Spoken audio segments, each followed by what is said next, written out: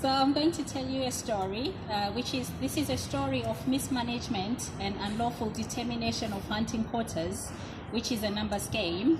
And like all things in Zimbabwe that are poorly policed and hunkered by corruption, Cecil's story began in 2014 when the hunting quota set for the Hwange District Council area was violated.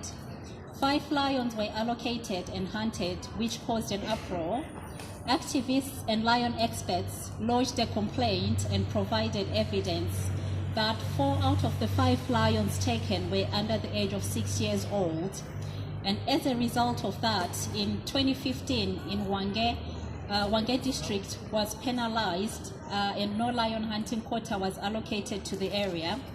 Based on this decision, hunting Cecil or any lion in that area for 2015 then becomes illegal under the national laws.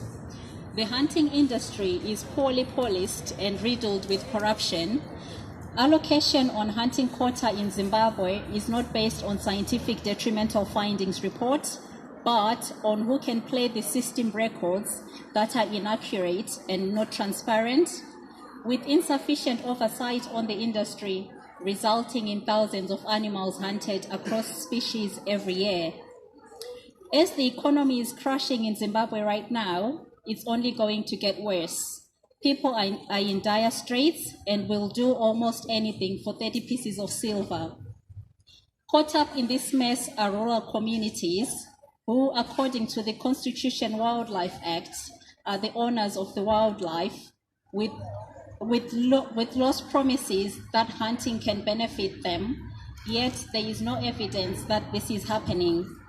The funds are not reaching them. They are intercepted by corrupt officials and unlawful hunting companies, and the positive outcomes don't materialize. One of the most important issues in Zimbabwe is whether the legal licenses and hunting quotas are handed out wisely or sustainably. Accountability and transparency of the selection process on allocation of these quotas is another problem, and challenging the authorities to be accountable becomes a play of political policing. Licenses are systemically faked, issued, and peddled as bribes in excess of quotas, or they are never checked. Any presumed conservation benefits are zero. Facts are rural communities are trapped between mismanaged wildlife by inept authorities with no support, losing livestock to predators where they are taking the law into their own hands, resulting in revenge killings, and if caught they are arrested and charged. Yet in the next instance, hunting companies are bringing rich foreign tourists to hunt on their land, in effect, the lions they own for triple-figure sums for which they feel no real benefit.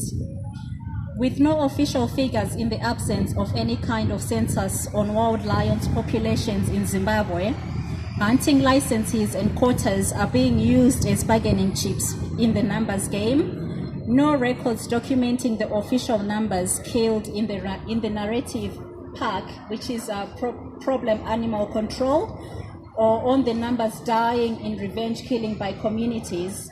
The numbers are dwindling rapidly, and no sign that this will be addressed anytime soon.